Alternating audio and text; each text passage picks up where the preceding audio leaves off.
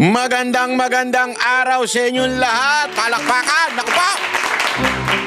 Ako'y kinikilabutan habang ginagawa ang video na ito dahil marami na po tayong nalaman. Ako.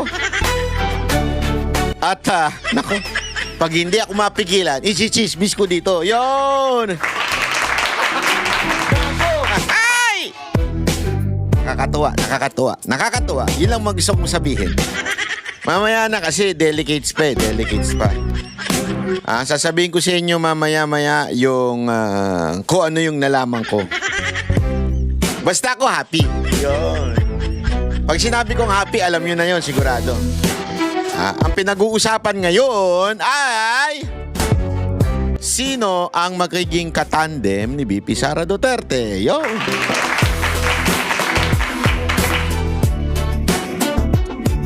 Actually, parang ayoko nga mag-video ngayon kasi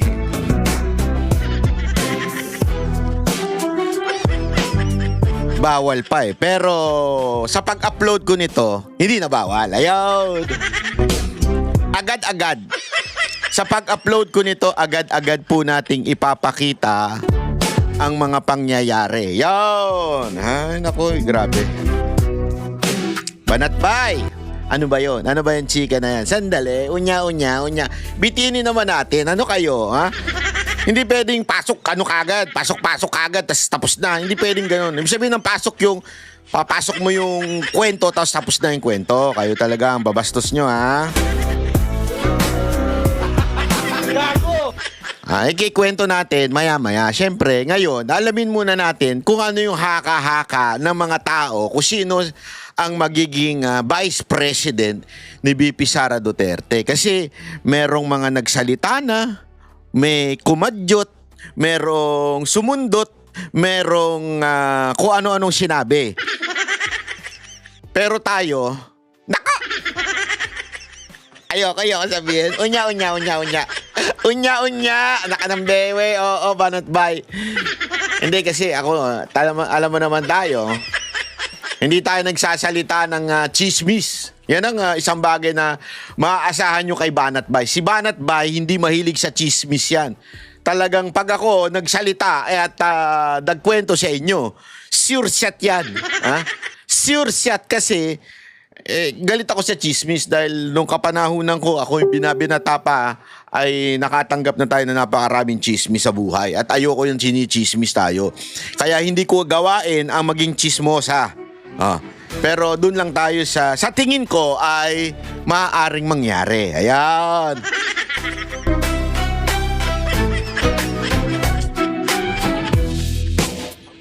Ay nako, di ko alam kung sasabihin ko ba dito o hindi. Pilitin nyo muna ako. Lagay nyo muna sa comment. Sige na, Banatbay. Sige na, Banatbay. Sabihin mo na. Sandali, unya. Eto na, sasabihin ko na rin. Sasabihin ko na rin dahil alam nyo, ayoko nga. Ay, nako. Alam mo, eto, marami nagsasabi si Senator Amy. Yan ang unang kagad lumabas, di ba? Napabalita kagad dyan. Si Senator Amy ang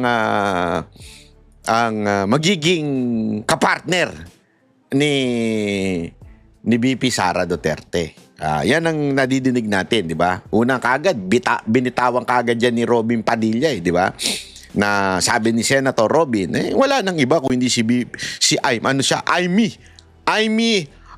VP Sara Amy Marcos.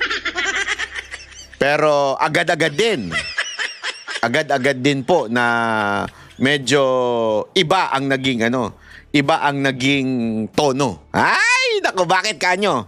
Kasi may interview bago si Robin, di ba? Iba sinabi ni Robin. Sabi ko nga, mukhang napag-isip-isip to kasi medyo binas siya ng taong bayan Binas siya ng taong bayan at alam naman natin, pag binas siya, medyo naano siya. Siguro, kaya napaisip ng iba ang sasabihin. Pero isa ang sigurado tayo, mga kababayan. Ano yon, Banatbay? Eto. Ayaw, naku po. Ayan po yun. nagkaroon po tayo ng pagkakataon na ma-exclusive si VP Sara Duterte. Nako po. Ma-exclusive si VP Sara Duterte sa Vox Populi. At nangyari yan kaganina. At at ngayon nga, habang nire-record ko, hindi pa pwedeng ilabas. Pero ilalabas ko na kasi pasaway si Banat Bay. Hindi ko ilalabas.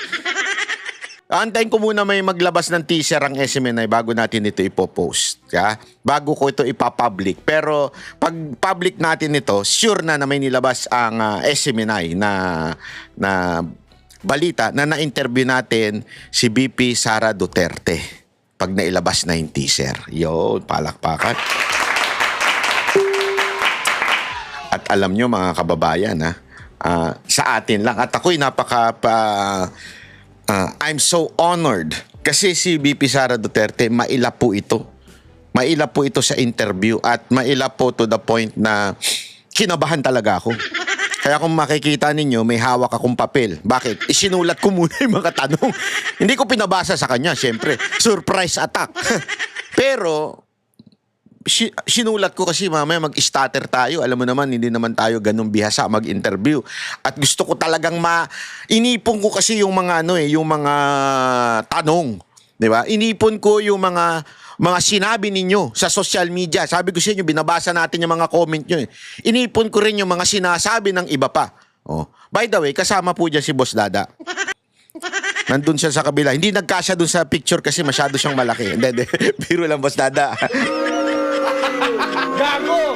Hindi ko palang nakuha kasi yung picture na kasama si Boss Dada, kaya hindi ko na i-post. Pero kasama ko po dyan si Boss Dada na nagulat ako dahil tayo po ay nabigyan ng pagkakataon na interviewin. First and exclusive interview ni BP Sara Duterte after niya sabihin yung speech. Kauna-unahan, exclusive sa SMNI, Vox Populi. Banateros lang. Yon, panalo. At ikikwento ko ngayon sa inyo. Pero bago ko ikwento yan, pabitin muna tayo. Unya-unya.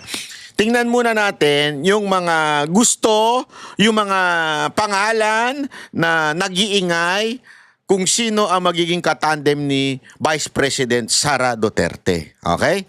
So, yan ang muna nating pag-uusapan ngayon. Kasi, alam nyo, kanina po, ito, sandali lang. Nasaan na ba yung interview? Ito. Ayan. Sino ang tandem? Ayan ang kailangan nating malaman, okay? Kasi merong mga naglalabasan eh. Ito muna, play na natin to. Sa pag-arangkada ng presidential bid ni VP Sara, nagsisimula na rin ang layag para sa mga posible niyang running mate. Ang tila nagpapataas ng kilay ngayon ang umuugong na Duterte-Aquino tandem. Naku po! Yan ang agenda report ni Dexter Galide ng Abante. May alam ako pero di ko sasabihin. Mamaya-maya na. BP Sara Duterte, Bam Aquino. Naku. Bakit? Pero i-play muna natin yung news. Ako si Sara Duterte. And the search begins. Tatakbo. Kasunod ng deklarasyon. Grabe, no? The search begins. Ito, dito ka matatawa eh. Dito ka matatawa talaga na kaya sure shot si BP Sara Duterte. Hindi ang tinatanong sino makakalaban niya. Ang tinatanong sino ba kasama niyang mananalo. Hindi niyo ba napansin yun? Hindi kayo nagtataka? Mga nakaraang pag-amin ng mga tatakbong presidente. Di ba? Hindi naman ang tinatanong kung sino yung kasama mo. Baliwala nga yung vice president usually, di ba? Ang unang tanong dyan, sino yung mga lalaban sa'yo? Sa katunayan, may nagulat at taong bayan na lang ha. Alam niyo na pag sinabi kong taong bayan, alam niyo na ha. Tayo nagkakaintindihan ha pag taong bayan. Taong bayan. Ito ang ating taong bayan. I mean, ito ang boses ng taong bayan. Ito si BP Sara Duterte. Ang sabi ko nga, alam mo, sinabi ko sa kanya, ma'am, alam mo, ganda ng napili ninyo. ang ganda ng napili ninyong, sa tingin ko, ang magandang mapili ninyong kulay ay itim. Kasi ang itim ay banateros. Biro lang. Ang magandang itim. Kasi kung maalala nyo yung power to the people. You know why? Because nowadays, now at the present moment, the power belongs to the Congress. The power belongs to the Senate President. The power belongs to the President. Yeah? Ngayon, naghahari ang mga politiko. Kung ano sabihin nila, yan ang masusunod. Kung ano sabihin ni Remulla, yan ang masusunod. Kung ano sabihin ni John Vic, yan ang masusunod. Ganyan na nangyayari sa bayan natin ngayon. Politiko ang boss. Politiko ang may kapangyarihan. May say sa buhay natin. Pero hindi yan ang konstitusyon. Ang konstitusyon, sinasabi na the power of the politicians and government official emanates from the people. So, ibig sabihin, the power belongs to the people o power to the people. Kaya ang tema tama-tama, ang itim. Diba? Kung maano nyo sa mga kasaysayan, yun nakalagay dyan. Power to the people. Kasi importanteng maunawaan natin yan. Na dapat ibalik ang kapangyarihan sa konstitusyon. Let the Constitution rule again in our country. Now, wala nang ganun Hindi na nangyayari yun Ngayon, the power belongs to the Dalo brothers. The John Vic and Boying Remulla. Yan ang totoo. They almost control the entire power of the government. And the Romualdez. Marcos, Romualdez, and the Remullas. Yan ang talagang nagko-control. Ngayon, let's give it back to the Constitution. And the Constitution says, the power emanates from the people. Kaya nga ang ganda ng black power to the people. Di ba? Ang ganda niyan. Agad-agad maglalabas tayo ng t-shirt at mamimigay tayo niyan. Sino may gusto, taas nyo lang kamay nyo, sulat nyo dyan. Ako, Banat Bay. Hindi, gagawa tayo ng mga tayo maglalabas tayo ng sariling pera natin. Maglalabas tayo ng sarili nating tatabi tayo ng pera at tayo ay sasama sa kampanya at mamimigay ng t-shirt. Di ba? Ngayon pa lang, simulan na natin ang pangangampanya para sa ating susunod na Pangulo. Bakit? Alam natin na mananalo si VP Sara Duterte. Huwag lang dayain. Sure tayo dyan. Kasi nga, to the point na, isipin nyo to mga kababayan, to the point na pinag-uusapan yung Vice President. Hindi pinag-uusapan kung sino yung kalaban niya. Dahil wala nang kwenta yung kalaban niya. Magmumukha lang tanga, mag-uubos lang ng pera, maaari. Or, kukulimbatin na lang yung pera. Kaya nga, ang pinag-uusapan ngayon at ang mainit ay sinong Vice President niya. Di ba? Na ating mamayang sasabihin ang, ayoko na. Baka pagalitan ako ngayon. Pero dahil mahal ko kayo, sasabihin ko yan, unya-unya. Unya. Tuloy mo na Ni Vice President Sara Duterte para sa kanyang presidential bid sa 2028. Ang tanong naman ngayon, sino ang kanyang magiging running mate? Sa mga nakalipas na dekada, madalas nagmumula sa Senado ang kandidato sa dalawang pinakamataas na posisyon sa gobyerno. Si Joseph Estrada, na naging Vice President ni Fidel Ramos. Si Gloria Arroyo, na Vice ni ERAP. At si Kabayan Noli de Castro, na VP ni Gloria. Pero sa most recent politics sa Pilipinas, mula sa lokal na pamahalaan ang mga naging Vice Presidente. Gaya ni Makati Mayor Jojo Binay na Vice President ni Pinoy at Davao City Mayor Inday Sara ngayon na Vice ni PBBM. Ngayon, maraming mga incumbent senator ang matunugang pangalan para tumakbo sa mas mataas na posisyon sa 2028 at posibleng maging running mate ni Inday Sara. Una na rito si Senator Amy Marcos na Hunyo pa nung nakarang taon pinaputok ni Senador Robin Padilla na imamanok niyang katandem ni Sara sa 2028. Nako. Panahon na para maramdaman ng mga Pinoy ang girl power. Kapag umiikot ako sa ibang bansa, yung lagi sinasabi ko, gusto ko talaga Sara ay Ikaw lang nagsabi nun, Senator Robin. Sorry pero love ko to si Senator Robin. Ano natin to, talagang naniniwala ako dito kasi alam mo, simpleng tao lang nito pero grabe. Kasi akala nung iba, sinasabi nila kasi alam naman natin yan ng mga tono ng iba, bobo to kasi artista. Pero alam nyo ba, isa ito sa pinakamaraming naipasa, na submit na bill o batas na makakatulong sa bawat Pilipino. Simple lang to pero rakto. Grabe, ang dami nitong Pero this time, Senator Robin, I totally disagree with you. Huwag ka mag-alala. Hindi lang ako, pati ang taong bayan. Ay, patay tayo dyan.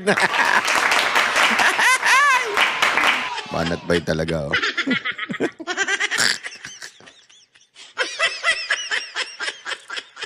Hindi, totoo naman eh. Taong bayan ayaw talaga kay Amy. Wala na, basang-basa na. Sabi nga.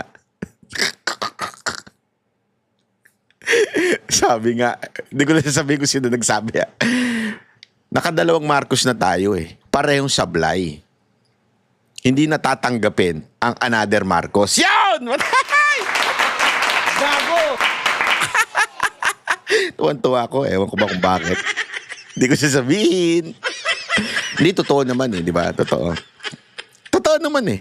Nakadalawang Marcos na tayo, parehong sablay. Gusto nyo ba magtatlo? Gusto nyo ba mag-apat? Hanggang matuto na kayo?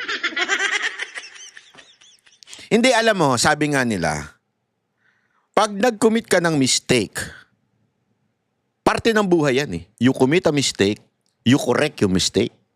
Pero if you commit a mistake, the same mistake, again and again, ay tangin na, stupidity na yun.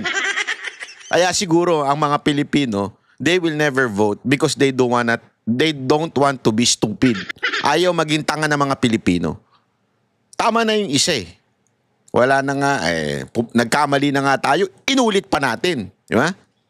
At nagkamali na nga tayo, don't tell me, uulitin nyo pa rin ang pagboto sa isang Marcos. Hindi lang kayo tanga nun.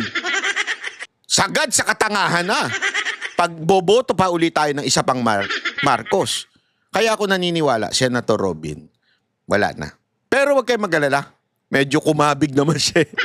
Nung nabas siya. Kasi walang biro, nabas siya eh. Nabas si Robin Padilla nung sinabi niyang Sara Amy, nabas po siya, kaliwat kanan.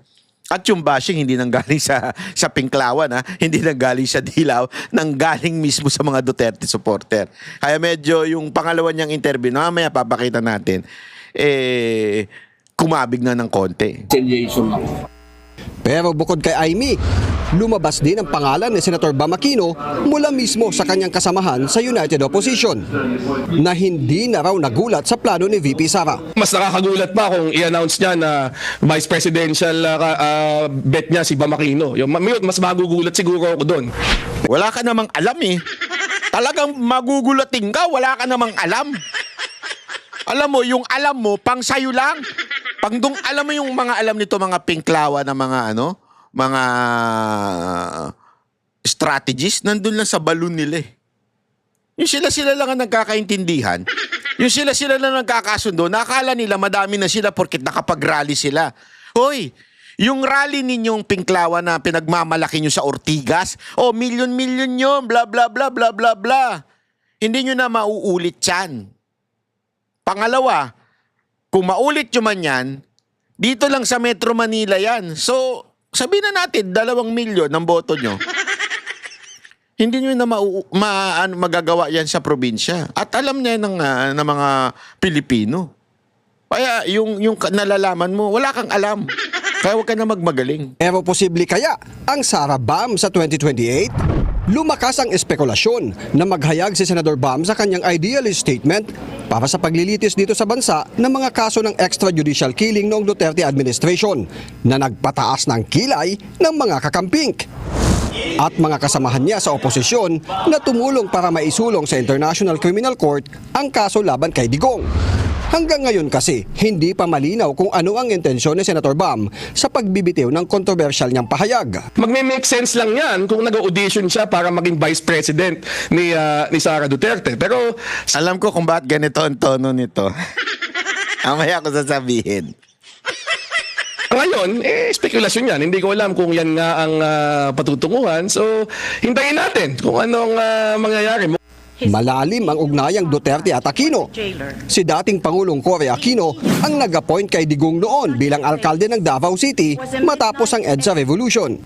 Nang maupo si Digong sa Malacanang, hindi niya siniraan ang kanyang pinalitan na si dating Pangulong Noynoy Aquino. Pero binira niya si PBBM, nakatandem pa ng kanyang anak. Bukod kina Bam at Amy, 8 sa kasalukuyang senador ngayon ang re-electionist sa 2028. At matunog din na posibleng maging katandem ni Inday Sara si Robin Padilla.